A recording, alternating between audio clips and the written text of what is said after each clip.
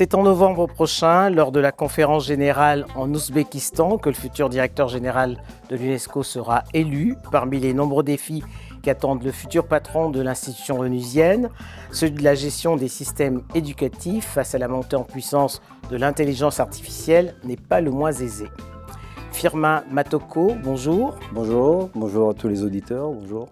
À la surprise générale, alors que le candidat de l'Afrique était connu, votre pays, le Congo, a décidé de présenter votre candidature à la direction au poste de directeur général de l'UNESCO. Après 30 années passées au sein de cette institution, quel est votre credo et quelle est votre ambition pour l'institution ?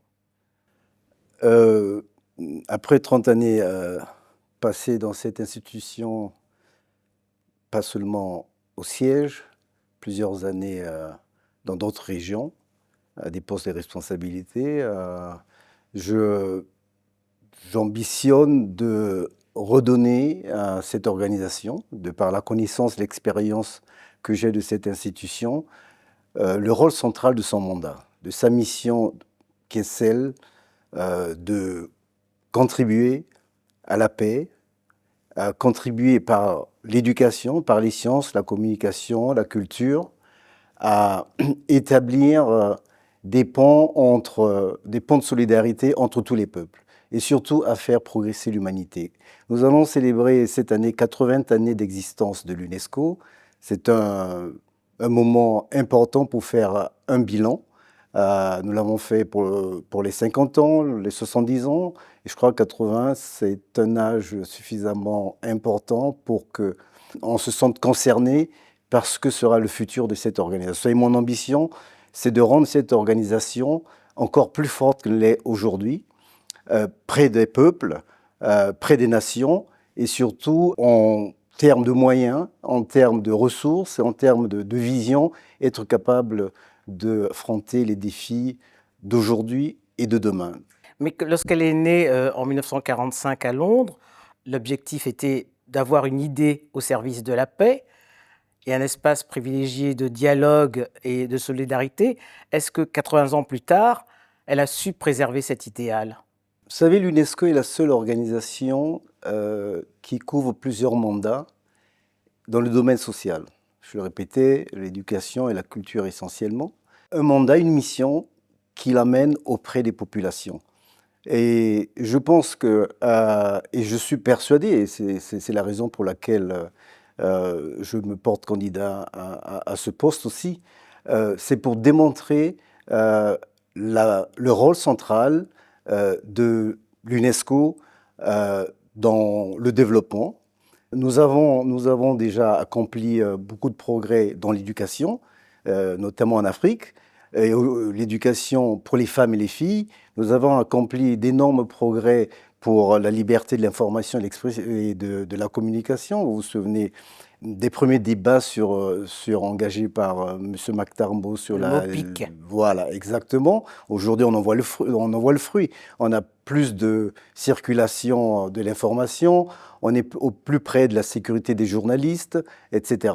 Donc, est-ce que dans un monde de plus en plus fracturé, est-ce que l'institution a su surmonter les défis auxquels elle est confrontée, notamment dans les secteurs prioritaires qui sont les siens, la culture et l'éducation ? Aujourd'hui, si vous regardez la presse, par exemple, ou si vous écoutez les gens parler, contrairement à il y a une vingtaine d'années, le label UNESCO pour le patrimoine culturel est le plus, excusez-moi le terme, plus vendu. On est maintenant aujourd'hui beaucoup plus reconnu comme l'organisation qui porte les questions de culture au devant de la scène. De patrimoine voilà. Notamment. Pas seulement de patrimoine, puisque nous avons été les premiers à lancer, à faire adopter la Convention sur la diversité des expressions culturelles, comme vous le savez, après tant de débats, et qui aujourd'hui nous permet, par exemple, et je voudrais aussi le souligner, de préserver les cultures, que ce soit les langues ou les pratiques, les savoirs endogènes. Je pense aussi que dans le secteur de la culture, les industries culturelles et créatives aujourd'hui, qui contribuent énormément à la richesse de beaucoup de pays, sont des éléments sur lesquels l'UNESCO a travaillé depuis plus d'une vingtaine d'années. On l'a vu pendant la période de la pandémie Covid-19 avec différentes initiatives qui ont permis aux créateurs, et si on parle de l'Afrique, aux jeunes notamment, de continuer à s'exprimer en utilisant justement les moyens technologiques, l'intelligence artificielle. Alors, mais comment contribuer justement à l'ODD 4, hein, qui est d'assurer une éducation de qualité face à la montée en puissance de l'intelligence artificielle? On ne doit pas avoir peur des nouvelles technologies et surtout pas l'intelligence artificielle. On doit, par contre, évidemment, s'assurer que ces nouvelles technologies, et là, ce n'est pas un concept nouveau, on le disait dans les années 80 quand on parlait des transferts de technologies vers le nord, du nord vers le sud, on doit s'assurer, par contre, qu'elles n'amènent pas de nouvelles exclusions, qu'elles ne discriminent pas plus les personnes qui n'ont pas un accès et surtout une maîtrise de ces nouvelles technologies. Et d'ailleurs, une des avancées importantes que nous avons fait sur la question de l'intelligence artificielle à l'UNESCO, c'est celle de faire adopter récemment une recommandation sur l'éthique de l'intelligence artificielle qui s'appuie justement sur la notion de non-discrimination et non-exclusion. Nous savons combien la non-maîtrise de ces technologies peuvent des fois apporter à ce que ceux qui n'ont pas cette maîtrise se trouvent submergés par d'autres cultures, on va dire, ou par d'autres modes de pensée. Oui, mais comment fait-on, Firmin Matoko, face à la puissance des géants des GAFA? En travaillant justement sur des normes qui sont reconnues par toutes les États parties, d'abord à ce niveau, mais deuxièmement, en renforçant les capacités de ceux qui reçoivent ces technologies à pouvoir les maîtriser. Les GAFA ont besoin, de toute façon, ont besoin de personnes éduquées, formées, pour travailler sur ces nouvelles technologies. Et nous, au-delà de la simple connaissance, nous avons de grands programmes de renforcement des capacités, que ce soit dans l'enseignement, par exemple pour les enseignants, qui utilisent maintenant l'intelligence artificielle, les nouvelles technologies, que ce soit au niveau supérieur, secondaire ou primaire, justement pour leur donner les moyens de pouvoir enseigner dans ces nouvelles conditions. Mais est-ce que la créativité ne va pas en pâtir? Non, voilà, c'est pourquoi il faut avoir cette maîtrise de la technologie. La technologie, comme je le disais encore, il y a une vingtaine d'années, tout le monde on en avait peur, mais aujourd'hui, on utilise très facilement d'ailleurs, je disais, l'intelligence artificielle imprègne notre vie, presque jusqu'à l'addiction d'ailleurs. On peut plus se passer du téléphone, c'est déjà de ces messages. Je crois que ce qui est important, c'est de ne pas atteindre, et certains avant moi plus célèbres l'avaient déjà détecté, comme George Orwell par exemple, ne pas atteindre un point de non-retour où l'intelligence humaine devient esclave de l'intelligence artificielle.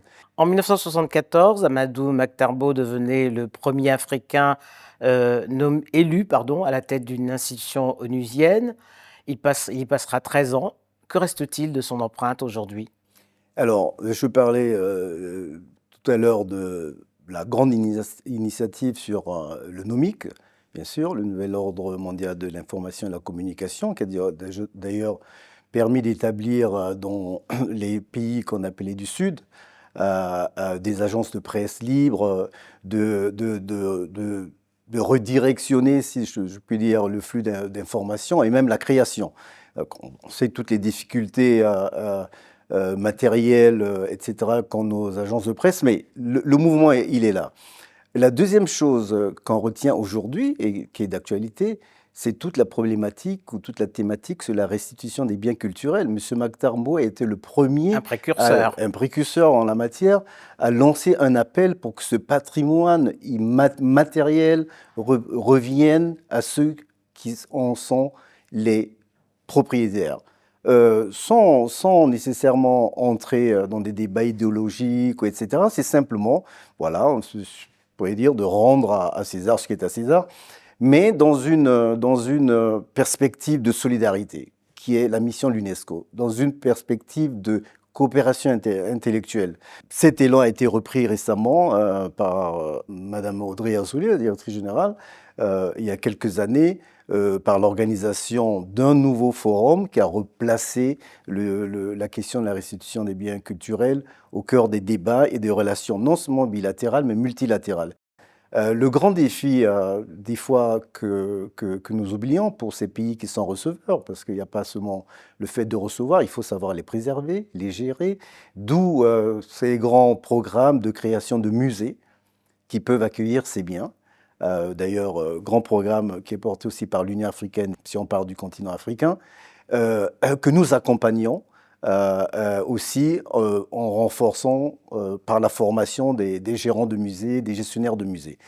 Alors pour terminer, Firmin Matoko, de l'UNESCO, Mactarbo disait qu'elle ne doit pas être l'instrument des puissants, mais la voix des peuples. A-t-elle réussi à l'être tout au long de ces décennies? Je pense que oui. Et je pense, pour avoir servi cette organisation sous plusieurs latitudes, je pense que l'UNESCO est l'organisation qui a d'abord un pouvoir de rassemblement de tous les acteurs de l'éducation et de la culture. Deuxièmement, cette image de neutralité ou de facilitateur. Et troisièmement, je pense aussi, bien sûr, il y a toujours des améliorations à faire, et des contextes qui sont difficiles. Aujourd'hui, le contexte est particulièrement inquiétant pour le multilatéralisme, pour toutes les organisations multilatérales. Mais je retiendrai ce que disait encore un Africain à l'UNESCO. L'UNESCO, c'est la maison du donner et du recevoir. Et c'est cette ambition que moi j'ai aussi pour l'UNESCO, d'être cet espace privilégié de dialogue où toutes les nations, sans parti pris, peuvent s'exprimer, peuvent obtenir ce qu'ils reçoivent, ce qu'ils veulent recevoir, et peuvent donner aussi à d'autres ce qu'ils sont capables de donner. Et pour terminer, je dis toujours, mais ce n'est pas moi qui le dis, je ne voudrais pas en prendre la paternité, mais c'est encore un grand homme de l'UNESCO qui disait que dans ces moments de turbulence, les seules organisations qui vont survivre à la matérialisation des relations internationales, c'est celles qui défendent les valeurs humanistes et universelles reconnues par tous.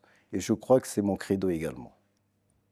Firmin Matoko, je vous remercie. Merci, merci madame, merci. Merci aux auditeurs, merci.